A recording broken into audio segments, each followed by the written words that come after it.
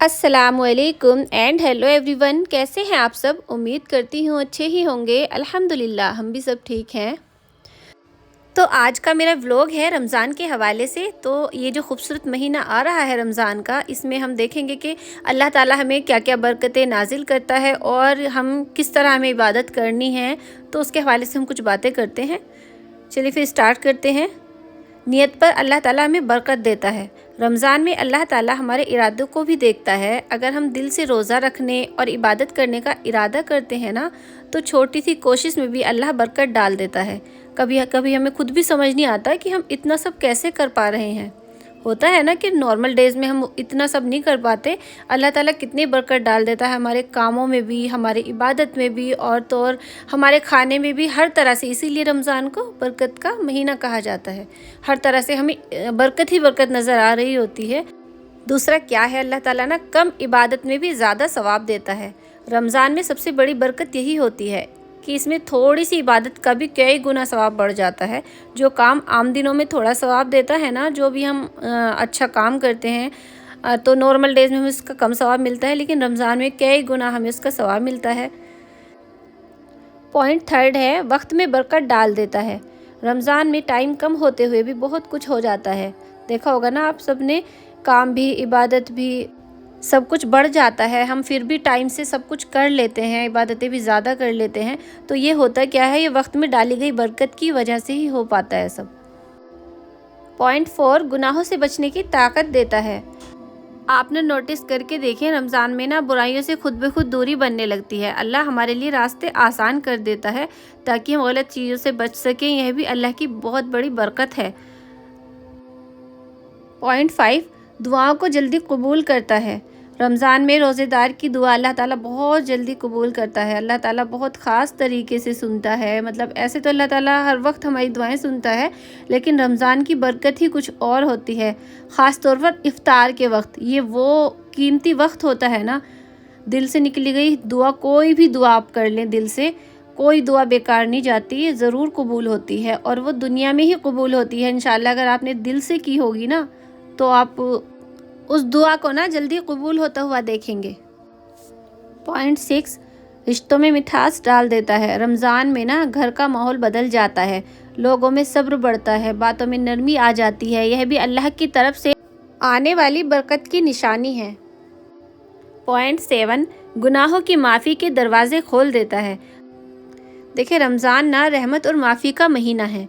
जो शख्स सच्चे दिल से तौबा करता है, अल्लाह उसकी गलतियों को, गुनाहों को माफ़ कर देता है। तो रमज़ान के महीने में ना अल्लाह की हमारे ऊपर बहुत बड़ी रहमत है। तो रहमतों का, बरकतों का इतना खूबसूरत महीना आ रहा है। इस महीने की तैयारी अभी से शुरू कर दें। देखिए, इस महीने की तैयारी तो रजब से शुरू हो जाती है, जितना ज़्यादा आप कर सके। रजब और फिर शाबान, तो ये प्यारे प्यारे से महीने हैं जो रमज़ान से पहले आते हैं, और इनमें ना हम रमज़ान की तैयारी शुरू कर देते हैं। जितनी ज़्यादा हम कर सके, थोड़ा ज़्यादा, जितना भी, मतलब हमें अपनी इबादतों को बढ़ा देना चाहिए, ताकि ना हम रमज़ान तक जाकर आदी बन जाएं ज़्यादा इबादत करने के। देखिए, बेहतर अमल है, ज़रूरी नहीं है, मतलब आप कर सकें तो करें।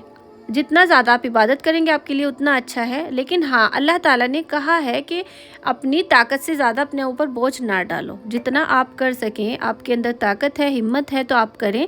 अल्लाह से दुआ करते रहें कि अल्लाह ताला मुझे ज़्यादा इबादत करने की तौफीक दे, ज़्यादा इबादत करने की मुझे हिम्मत दे, ताकत दे। तो अल्लाह से ये दुआ करें और कोशिश भी करें।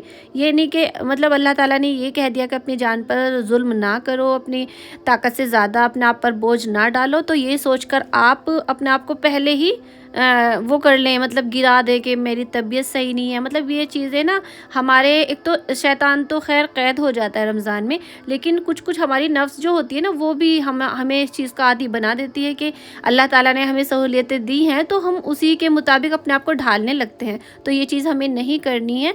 हमें अपने आप को मजबूत बनाना है, हिम्मत से अपनी इबादतों के लिए हिम्मत अपने अंदर पैदा करनी है, और साथ साथ अल्लाह से दुआ भी करनी है।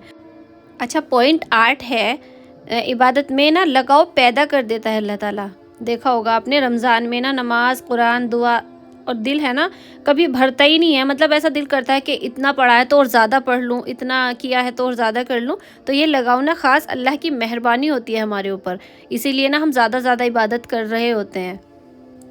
اچھا رمضان میں ویسے تو آٹومیٹک ہی ہمارا ٹائم ٹیبل سیٹ ہو جاتا ہے، مطلب کیونکہ سب کا کھانا پینا جو ہوتا ہے وہ تو ایک ٹائم کے حساب سے ہی ہوتا ہے، ویسے تو ہمارا اوپر نیچے ہو جاتا ہے، ایک دم فکس ٹائم نہیں ہوتا، لنچ کا بھی کبھی ہمارا تھوڑا جلدی ہو جاتا ہے، کبھی تھوڑا لیٹ ہوتا ہے، ایسے ہی ڈنر ہوتا ہے۔ لیکن رمضان میں کیا ہے کہ شہری کرنی ہے تو وہ بھی وقت پہ کرنی ہے، افطار کرنا ہے تو وہ بھی وقت پہ کرنا ہے، اور باقی کاموں کا جو ٹائم ہوتا ہے وہ ہم اپنے حساب سے سیٹ کر ہی لیتے ہیں، کیونکہ ہمیں عبادت کے لیے وقت چاہیے ہوتا ہے۔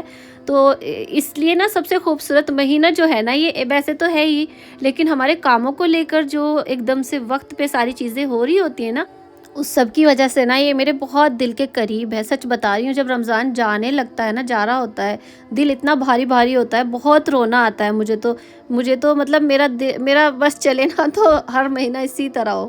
مطلب میں اللہ سے دعا یہ بھی کرتی ہوں کہ اللہ تعالیٰ جیسے نا ہم اپنے کاموں کو اتنے اچھے طریقے سے مینٹین کرتے ہیں نا رمضان میں، تو اللہ تعالیٰ ہمیں ویسا ہی بنا دے، نارمل دنوں میں بھی ہمیں ویسا ہی ہر کاموں کو کرنے کا وہ بنا دے، جیسا کہ ہم ہر چیز کو اپنے وقت پہ کر پائیں۔ اور دیکھیں وقت نا کتنی تیزی سے گزر رہا ہے، ابھی تو رجب کا مہینہ آیا تھا، اب شعبان کا بھی آ گیا، اور شعبان بھی جانے والا ہی ہو رہا ہے، اور پھر رمضان آ جائے گا۔ تو رمضان کے لیے تیار ہو جائیں، اچھے سے اپنی تیاری کریں، اور اللہ سے اپنے گناہوں کی معافی مانگیں، خوب رو رو کر اللہ سے دعا کریں، اور اللہ سے دعا مانگیں کہ اللہ تعالیٰ ہمیں صراط المستقیم پہ چلا، جو تیری رضا کا راستہ ہے نا اس پہ چلا، جس سے تو راضی ہے، برے کاموں سے ہمیں بچا، اور ہمیں اچھے اچھے کام کرنے کی توفیق دے، اور ہمارے دل کو اللہ تعالیٰ ایسا بنا دے کہ ہم دوسروں کے درد کو دیکھ کر اپنے اندر درد محسوس کر سکیں، کسی کی پریشانی ہمیں پریشانی لگے، اور اللہ تعالیٰ جو بندے تیرے پریشان ہیں، درد میں ہیں، ہمیں ان کی مدد کرنے کا ذریعہ بنا دے۔ اور دیکھیں یہ بہت خوبصورت دعا ہے،